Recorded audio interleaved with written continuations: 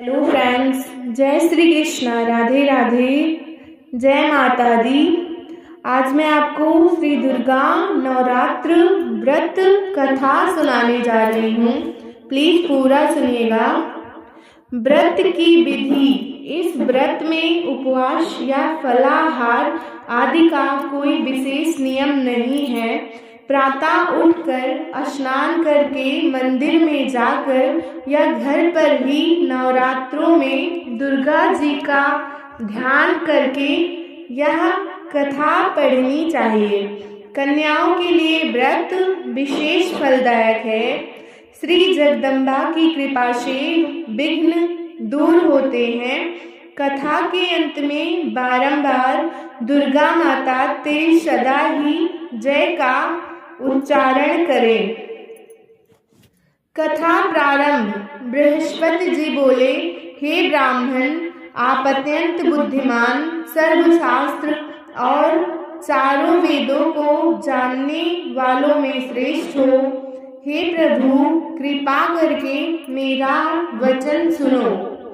चैत्र, अश्विन, माघ और आषाढ़ के शुक्ल पक्ष में नवरात्र का व्रत और उत्सव क्यों किया जाता है? हे भगवान, इस व्रत का क्या फल है? किस प्रकार करना उचित है? और पहले इस व्रत को किसने किया है, सो विस्तार से कहो। बृहस्पति जी का ऐसा वचन सुनकर ब्रह्मा जी कहने लगे, हे बृहस्पति, प्राणियों का हित करने की इच्छा से तुमने बहुत अच्छा प्रश्न किया। जो मनुष्य मनोरथ पूर्ण करने वाली दुर्गा, महादेव, सूर्य और नारायण का ध्यान करते हैं, वे मनुष्य धन्य हैं। यह नवरात्र व्रत संपूर्ण कामनाओं को पूर्ण करने वाला है। इसके करने से पुत्र चाहने वाले को पुत्र, धन चाहने वाले को धन, विद्या चाहने वाले को विद्या और सुख चाहने वाले को सुख मिल सकता है। इस व्रत के करने से रोगी मनुष्य का रोग दूर हो जाता है और कारागार में बंद हुआ मनुष्य बंधन से छूट जाता है। मनुष्य की तमाम आपत्तियां दूर हो जाती है और उसके घर में संपूर्ण संपत्तियां आकर उपस्थित हो जाती हैं। बांध्या और काक बांध्या के इस व्रत के करने से पुत्र पैदा हो जाता है। समस्त पापों को दूर करने वाले इस व्रत के करने से ऐसा कौन सा मनोरथ है जो सिद्ध नहीं हो सकता? जो प्राणी इस अलभ्य मनुष्य की देह को पाकर भी नवरात्र का व्रत नहीं करता है, वह माता पिता से हीन हो जाता है, अर्थात उसके माता पिता मर जाते हैं और वह अनेक दुखों को भोगता है। उसके शरीर में कुष्ठ हो जाता है और अंगहीन हो जाता है। उसकी संतानोत्पत्ति नहीं होती और इस प्रकार वह मूर्ख अनेक दुख भोगता है। इस व्रत को न करने वाला निर्दयी मनुष्य धन और धान्य से रहित होकर भूख और प्यास के मारे पृथ्वी पर घूमता फिरता है और गूंगा हो जाता है। जो सधवा स्त्री भूल से इस व्रत को नहीं करती है, वह पतिहीन होकर नाना दुखों को भोगती है। यदि व्रत करने वाला मनुष्य सारे दिन का उपवास ना कर सके तो एक समय भोजन करे और उस दिन बांधवों के सहित उस नवरात्र व्रत की कथा श्रवण करें। हे बृहस्पति, जिसने पहले इस महाव्रत को किया उसका पवित्र इतिहास मैं तुम्हें सुनाता हूँ, तुम सावधान होकर सुनो। इस प्रकार ब्रह्मा जी का वचन सुनकर बृहस्पति जी बोले, हे ब्राह्मण, मनुष्यों का कल्याण करने वाले इस व्रत के इतिहास को मेरे लिए कहो, मैं सावधान होकर सुन रहा हूँ। आपकी शरण आए हुए मुझ पर कृपा करो। ब्रह्मा जी बोले, पिठित नामक मनोहर नगर में एक अनाथ नाम का ब्राह्मण रहता था। वह भगवती का भक्त था। उसके संपूर्ण सद्गुणों से युक्त मानो ब्रह्मा की सबसे पहली रचना हो, ऐसी यथार्थ नाम वाली सुमति नाम की एक अत्यंत सुंदर पुत्री पैदा हुई। वह कन्या सुमति अपने पिता के घर बालकपन में अपनी सहेलियों के साथ क्रीड़ा करती हुई इस प्रकार बढ़ने लगी कि जैसे शुक्ल पक्ष की कला बढ़ती है। उसका पिता प्रतिदिन जब दुर्गा की पूजा और होम किया करता था, उस समय वह भी नियम से वहाँ उपस्थित होती थी। एक दिन वह सुमति अपनी सखियों के साथ खेलने लग गई और भगवती के पूजन में उपस्थित नहीं हुई। उसके पिता को पुत्री की ऐसी असावधानी देखकर क्रोध आया और पुत्री से कहने लगा, हे दुष्ट पुत्री, आज प्रभात से तूने भगवती का पूजन नहीं किया, इस कारण मैं किसी कुष्ठी और दरिद्री मनुष्य के साथ तेरा विवाह करूँगा।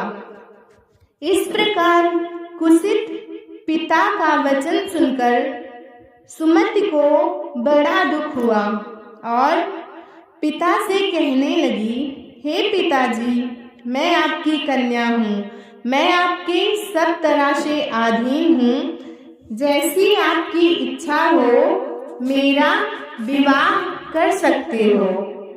होगा वही जो मेरे भाग्य में लिखा है।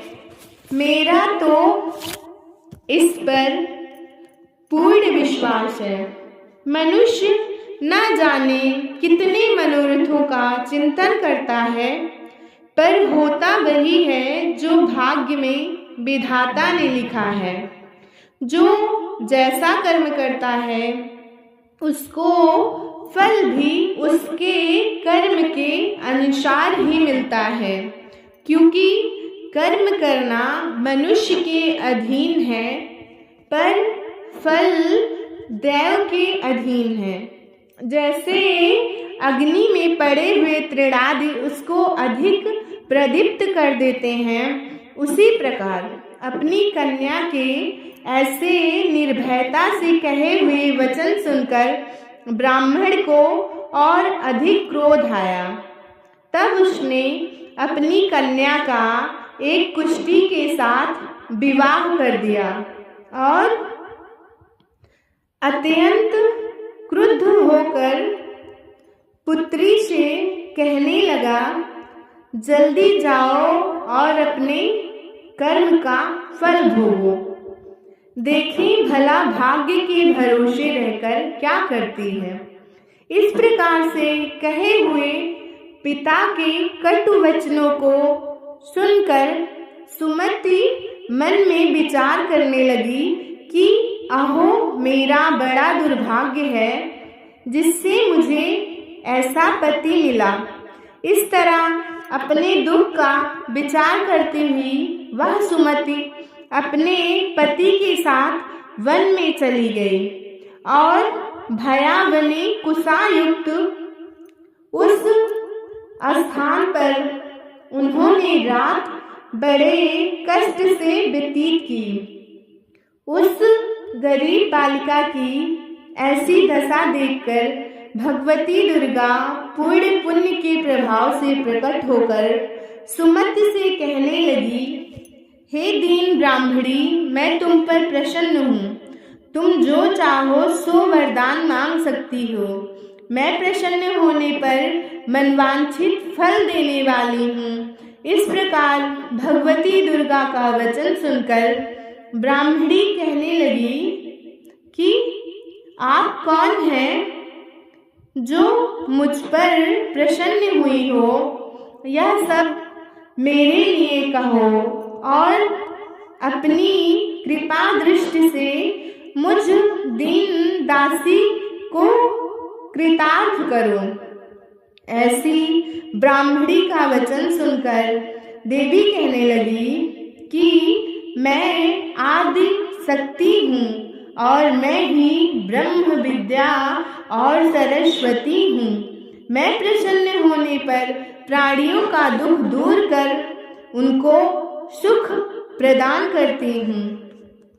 हे ब्राह्मणी, मैं तुझ पर तेरे पूर्व जन्म के पुण्य के प्रताप से प्रसन्न हूँ। तुम्हारे पूर्व जन्म का वृत्तांत सुनाती हूँ, सुनो। तू पूर्व जन्म में निषाद भील की स्त्री थी और अति पतिव्रता थी। एक दिन तेरे पति निषाद ने चोरी की। चोरी करने के कारण तुम दोनों को सिपाहियों ने पकड़ लिया और ले जाकर जेल खाने में कैद कर दिया। उन लोगों ने तेरे को और तेरे पति को भोजन भी नहीं दिया। इस प्रकार नवरात्र के दिनों में तुमने ना तो कुछ खाया और ना ही जल पिया। इसलिए 9 दिन तक नवरात्र का व्रत हो गया। हे ब्राह्मणी, उन दिनों में जो व्रत हुआ उस व्रत के प्रभाव से प्रसन्न होकर तुम्हें मनवांछित वस्तु दे रही हूँ। तुम्हारी जो इच्छा हो सो मांगो। इस प्रकार दुर्गा के कहे हुए वचन सुनकर ब्राह्मणी बोली, अगर आप मुझ पर प्रसन्न हैं तो हे दुर्गे, मैं आपको प्रणाम करती हूँ। कृपा कर मेरे पति के कोढ़ को दूर करो। देवी कहने लगी, उन दिनों में जो तुमने व्रत किया उस व्रत के एक दिन का पुण्य अपने पति का कोढ़ दूर करने का अर्पण करो।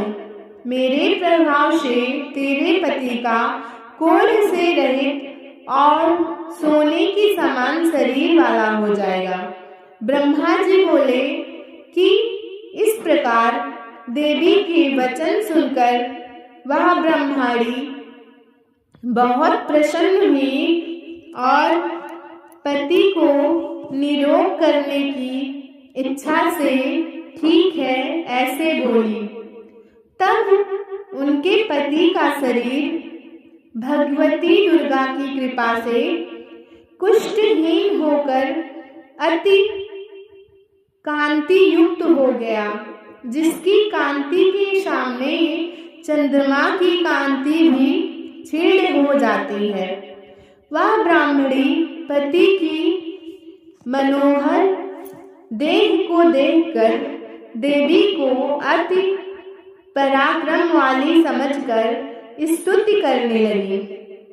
हे दुर्गे, आप दुर्गत को दूर करने वाली, तीनों जगत का संताप हरने वाली, समस्त दुखों को दूर करने वाली, रोगी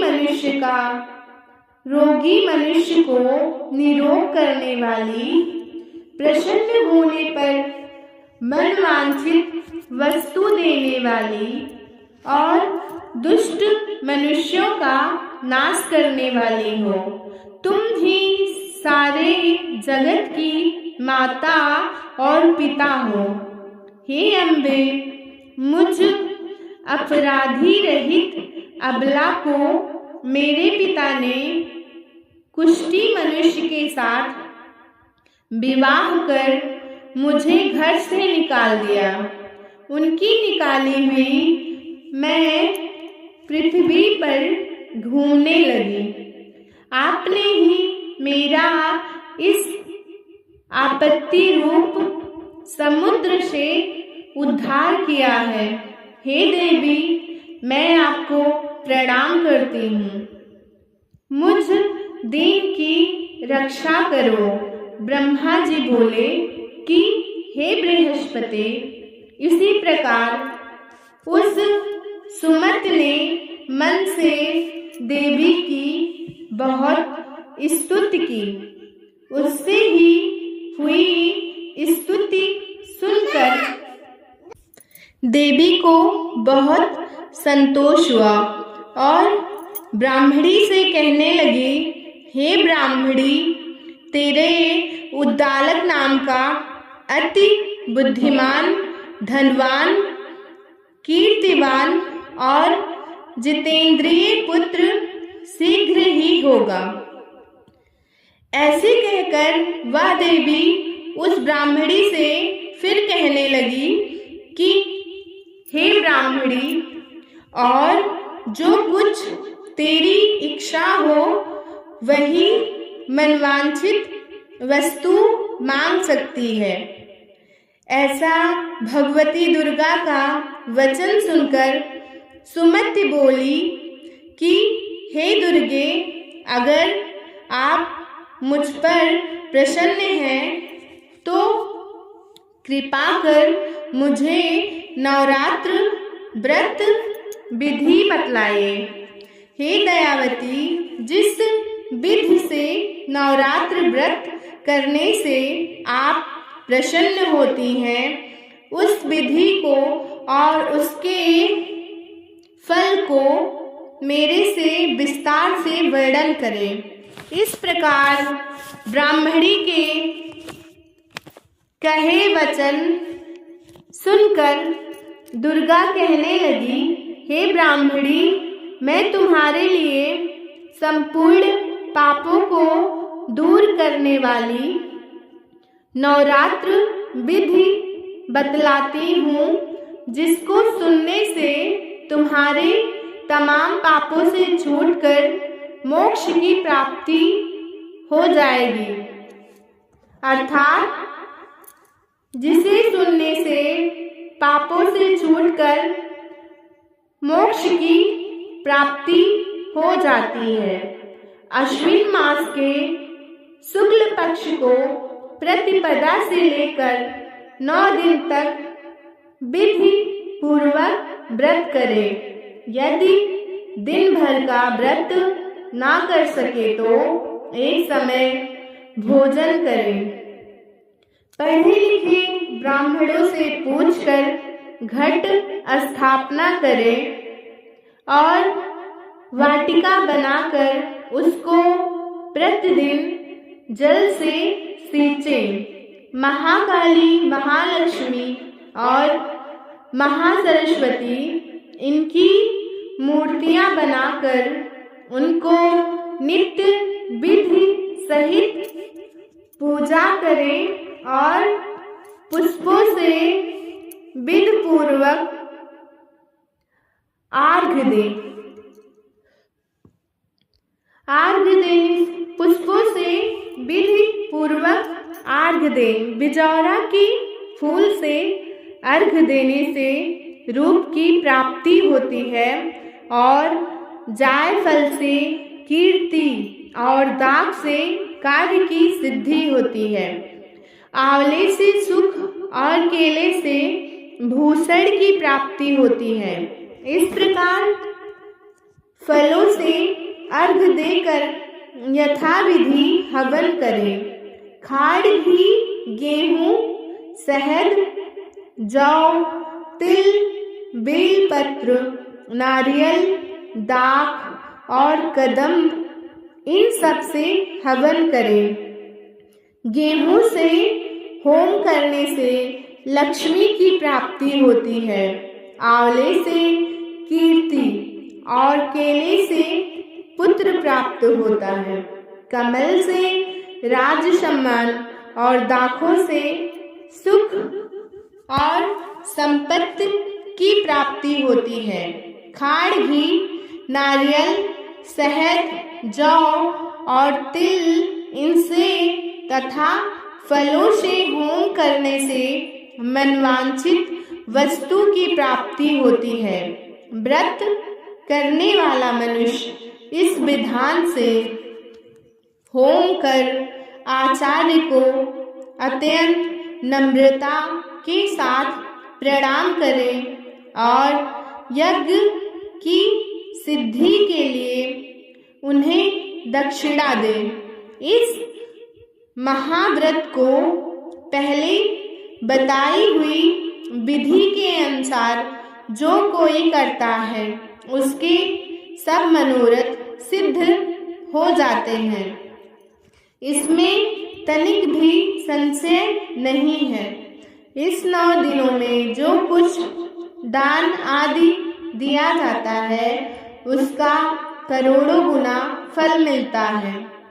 इस नवरात्र के व्रत करने से ही अश्वमेध यज्ञ का फल मिलता है।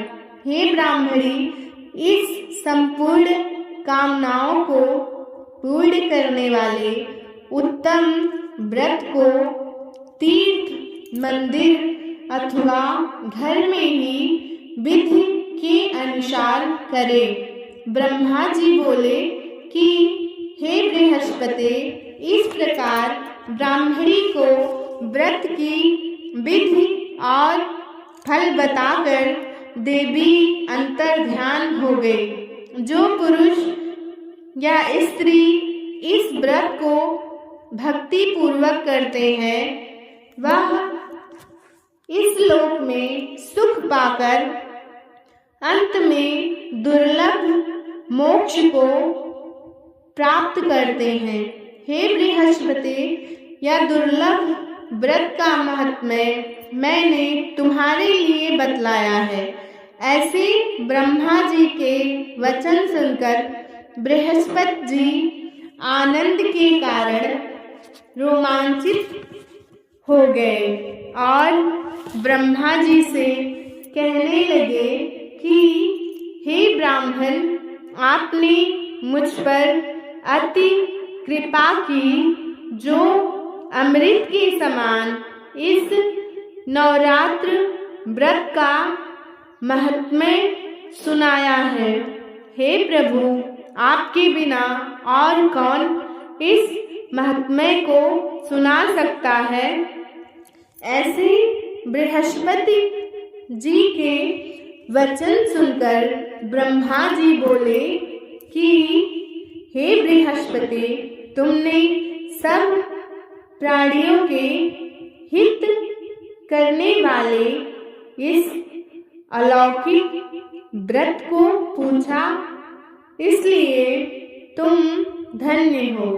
यह भगवती शक्ति संपूर्ण लोकों की पालन करने वाली है। इस महादेवी के प्रभाव को कौन जान सकता है। दुर्गा माता तेरी सदा ही जय हो। दुर्गा माता तेरी सदा ही जय हो। दुर्गा माता तेरी सदा ही जय हो। दुर्गा माता तेरी सदा ही जय हो। दुर्गा माता तेरी सदा ही जय हो। दुर्गा माता तेरी सदा ही जय हो। दुर्गा माता तेरी सदा ही जय हो। दुर्गा माता तेरी सदा ही जय हो। जय माता।